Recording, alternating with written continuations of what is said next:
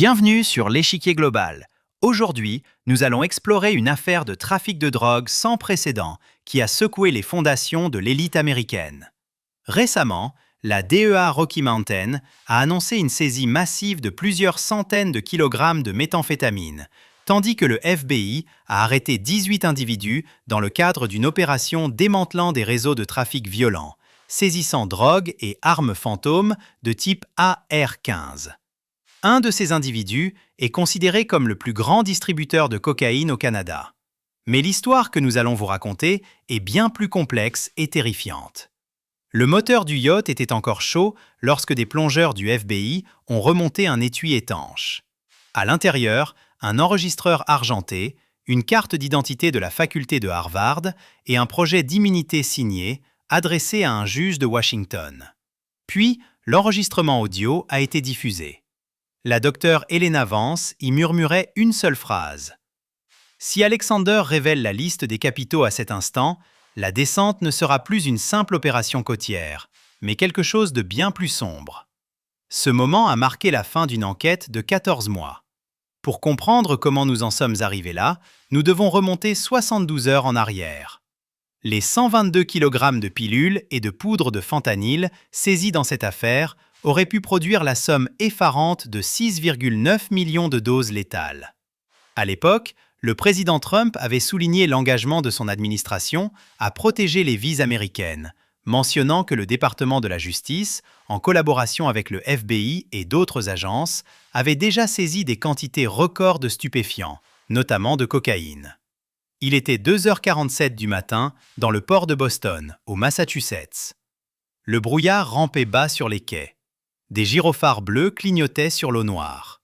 Des unités tactiques du FBI, de la DEA, de l'ICE et des forces locales se tenaient côte à côte, fixant un yacht de 14,6 mètres. Il appartenait à un couple brillant, sophistiqué et apparemment intouchable. Le docteur Alexander Vance, un professeur de Harvard, réputé pour son génie, et la docteure Elena Vance, une chercheuse capable de transformer des subventions, des sociétés écrans et des cercles de donateurs en des flux d'argent invisibles. Le commandement fédéral pensait traquer le East Coast Elite Trafficking Syndicate, un cartel de la drogue raffinée, dissimulé derrière le prestige académique, des routes maritimes le long de la côte atlantique, des conférences de luxe et des organisations à but non lucratif s'étendant de Boston à Miami et jusqu'à Washington, D.C. Ce qui rendait cette affaire terrifiante, ce n'était pas seulement son ampleur, mais son niveau d'infiltration. Les premières estimations indiquaient que près de 7,3 tonnes de stupéfiants avaient transité par ce corridor en moins d'un an. Plus de 70 millions de dollars avaient été blanchis, et au moins 39 fonctionnaires étaient compromis. Mais 3 questions ont immédiatement interpellé le commandement. Pourquoi y avait-il un fichier crypté intitulé « Plan » sur le serveur privé du yacht? Pourquoi l'un des téléphones jetables saisis avait-il émis un signal vers un complexe de bureaux sécurisés à Washington ce matin-là à 3h11? Et qui avait averti le syndicat alors que l'opération était encore sous scellé? Il y avait une question supplémentaire que personne n'osait prononcer à voix haute. Les Vance étaient-ils les cerveaux ou simplement la façade publique? Le silence enveloppa la marina. Même les agents se déplaçaient plus discrètement que d'habitude, comme s'ils savaient déjà que la première porte s'ouvrirait sur quelque chose de monstrueux. Et ce qu'ils ont découvert dans les 10 premières minutes allait dépasser leurs pires craintes. À 4h17 du matin, les équipes d'assaut du FBI ont frappé simultanément 6 endroits. Une équipe a pris d'assaut le yacht des Vance, qui tanguait contre le quai. Son pont inférieur, conçu comme une salle de conférence flottante, dissimulait en réalité un centre d'opération financière. Une autre équipe a pénétré de force dans une maison de ville en briques à Back Bay, protégée par des volets d'acier et des serrures biométriques. Les unités tactiques de la DEA ont déferlé dans un entrepôt du sud de Boston, déguisé en importateur de fruits de mer, mais empestant l'acétone, l'eau de javel et la méthamphétamine. Des équipes d'intervention de l'ICE ont frappé une maison de transit de trafiquants à l'extérieur de Quincy. Des équipes SWAT ont pris d'assaut un manoir à Miami, lié à la fondation de recherche maritime du couple. Une dernière équipe a forcé l'entrée d'un hangar privé près de l'aéroport de Logan, où des sacs de sport étaient déjà traînés vers un jet. Les portes ont explosé vers l'intérieur. Des grenades assourdissantes ont déchiré l'obscurité. Des hommes en tenue tactique se sont déplacés comme des ombres dans des couloirs éclairés par des alarmes. Un membre du cartel a sprinté pieds nus sur un pont en teck, un ordinateur portable sous un bras et un pistolet dans l'autre, avant qu'un agent ne le plaque au sol.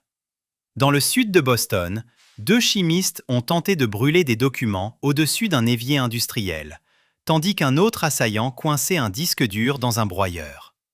À Quincy, un trafiquant a poussé des victimes terrifiées dans une salle de bain verrouillée et a foncé droit dans une ligne de bouclier de l'ICE.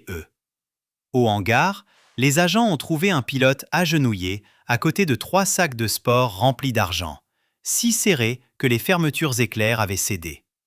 Les saisies furent rapides et brutales. 2,5 tonnes de cocaïne, 1,4 million de pilules de fentanyl estampillées pour ressembler à des médicaments sur ordonnance, près de 900 kg de méthamphétamine, des briques d'héroïne scellées sous vide à l'intérieur de faux équipements de laboratoire, 12 millions de dollars en espèces, 47 fusils d'assaut de calibre militaire, 12 fusils à canon court avec silencieux et des gilets pare-balles marqués d'insignes de police volés. Puis vint la première révélation majeure. Dans un compartiment caché sous la cave à vin du yacht, les agents ont trouvé un registre crypté. Il ne contenait pas de nom, mais des numéros de matricule, des références de dossiers judiciaires et des dates de paiement programmées. À côté, des images satellites imprimées de bâtiments fédéraux et des photos de surveillance d'agents, de procureurs et de témoins. Certains visages étaient encerclés, d'autres portaient des croix rouges. C'est à ce moment précis que l'affaire a basculé. Ce n'était plus seulement un empire de la drogue déplaçant cocaïne, héroïne, fentanyl et méthamphétamine via des routes de yachts et des accès portuaires. C'était un réseau de renseignements doté d'instincts de coupe-circuit. Mais que contenaient ces disques durs? C'est alors que l'enquête est devenue une véritable chasse à l'homme. Et si vous croyez que cette révélation est de taille, ce qui suit va vous glacer le sang. Restez avec nous. 6 heures plus tard, au cybercommande du FBI à Quantico, en Virginie, les écrans éclairaient la pièce d'un bleu électrique froid, tandis que les analystes s'attaquaient à un chiffrement de qualité militaire imbriqué dans des fichiers de recherche universitaires. L'opération Iron Tide Lock, le nom de code imprimé sur les dossiers internes, prenait enfin vie. De fausses bases de données de biologie marine s'ouvraient sur des sociétés écrans aux îles Caïmans. Des subventions climatiques menaient à des comptes fantômes à Miami, une chaîne de restaurants à Washington, D.C. était liée à des entreprises de construction à Norfolk, puis à des paiements de consultation acheminés via des comités de campagne et des fonds de défense juridique. Sur l'écran, l'argent se déplaçait en ligne claire, du cartel aux sociétés écrans, des sociétés écrans aux réseaux de donateurs et des réseaux de donateurs à l'influence politique. Une analyste se figea, le souffle coupé, et appela son superviseur sans quitter l'écran des yeux. Ses mains tremblaient. Un agent vétéran de la DIA se pencha, fixa le diagramme et murmura « En 22 ans, je n'ai jamais vu de corruption à ce niveau. » Car au centre de tout cela, il n'y avait pas un homme de main tatoué, issu d'une forteresse de la drogue à la frontière. C'était la docteure Elena Vance. Opérations financières, recrutement, communication. Elle avait bâti une filière de velours qui rendait la structure d'un cartel mexicain grossière en comparaison. Au début, elle n'avait pas besoin de la peur. Elle utilisait le prestige, la proximité, les invitations et l'argent. Puis, l'une des boucles ouvertes s'est refermée. La taupe derrière la fuite 352 a été identifiée. Nolan Krill, directeur adjoint de la sécurité portuaire, un fonctionnaire d'État dont le compte offshore recevait des transferts mensuels déguisés en frais de consultation en risque maritime. Son téléphone contenait des photos de mandats scellés et un mémo vocal disant « Déplacez les professeurs avant le lever du soleil ». Mais voici ce qu'ils ignoraient. Krill n'était pas le partenaire silencieux. Il n'était qu'un simple coursier. La couche suivante détenait une habilitation militaire. Prenez un instant pour réfléchir. Qui était le véritable partenaire silencieux? La réponse vous sera révélée dans un instant, et elle est sidérante. Le 15 octobre, à 5h23 du matin, au centre de commandement de la Force opérationnelle conjointe à Boston, la carte numérique sur le mur principal brillait de plus de 40 marqueurs rouges puissants, du Massachusetts à la Floride et jusqu'à Washington. Le commandement fédéral a lancé la phase d'éradication à l'échelle de l'État, avec 1200 agents fédéraux, 60 équipes SWAT, 18 hélicoptères Black Hawk, des unités tactiques de la DEA, des équipes d'intervention de l'ICE, des unités d'interception des gardes-côtes et des moyens de surveillance traquant chaque route connue liée au syndicat de trafic d'élite de la côte Est. Au large, des navires de soutien de l'US Navy ont encerclé 2 bateaux de transfert suspects au-delà des voies de navigation récréative normales. Pas de discours, pas de drame, juste des coordonnées, des indicatifs d'appel et le bruit d'une machine qui se mettait enfin en mouvement. Les descentes ont déferlé par vagues. Dans l'ouest du Massachusetts, un super laboratoire de style désertique, caché à l'intérieur d'une usine de plastique désaffectée, a été découvert, produisant près de 450 kg de méthamphétamine chaque semaine. À Miami, des comptables du cartel ont été extraits d'un manoir en bord de mer, tandis que des déchiqueteurs crachaient encore des listes de donateurs.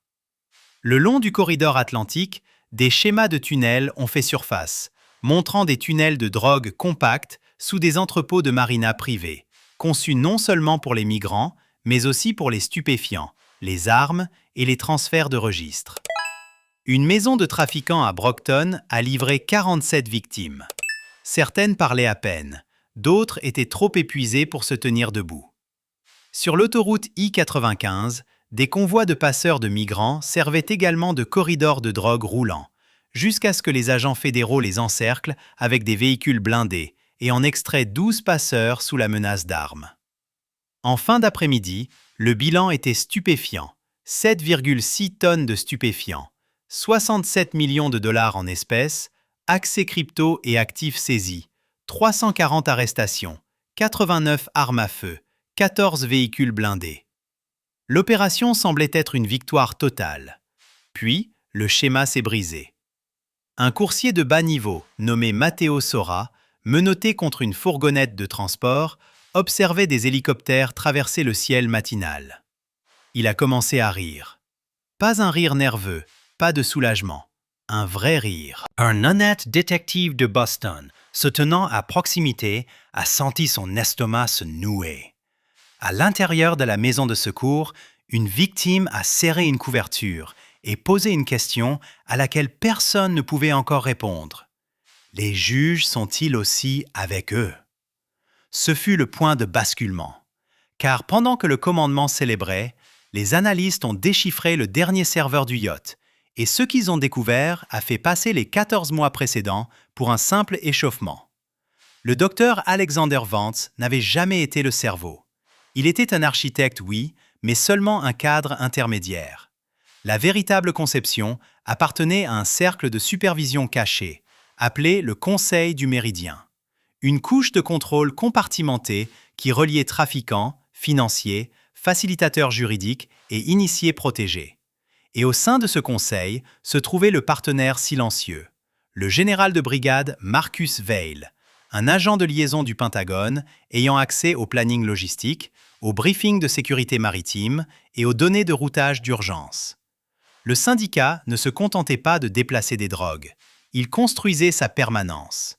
Ce qui suit est d'une portée terrifiante, et je vous demande toute votre attention. L'enquête s'est alors tournée vers l'intérieur.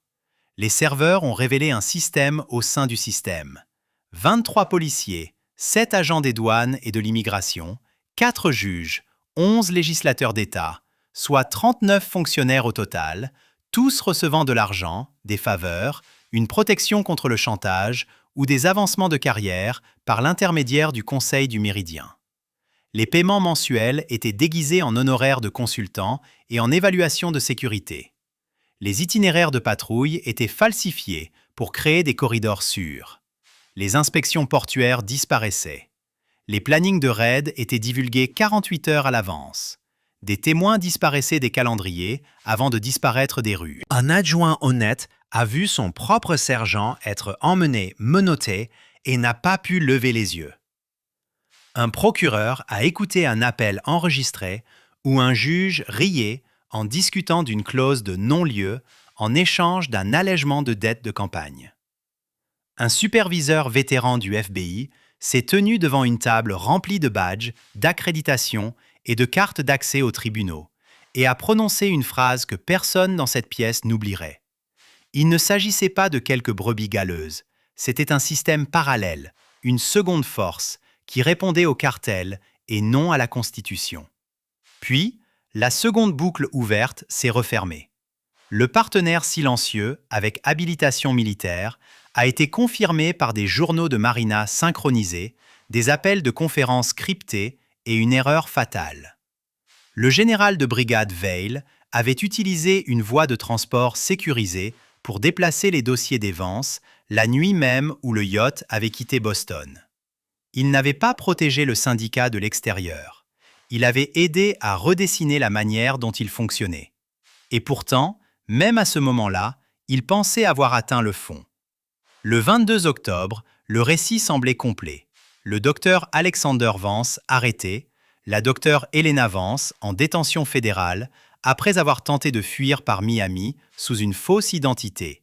340 membres et associés du cartel détenus, les routes de yachts gelées, les sociétés écrans saisies. Le East Coast Elite Trafficking Syndicate démantelé. Justice rendue. Ou du moins, c'est ce qu'il croyait. Car, caché à l'intérieur du projet d'immunité du début de l'histoire, se trouvait un protocole final de diffusion de fichiers. Pas une confession, mais un package de franchise. 3 autres États avaient déjà reçu le plan. Des modèles de routage, des gabarits de pression judiciaire, de fausses façades caritatives, des stratégies de recrutement universitaire, des manuels de corruption portuaire et même des scripts pour rapprocher de jeunes fonctionnaires ambitieux avant qu'ils n'aient assez de pouvoir pour dire non.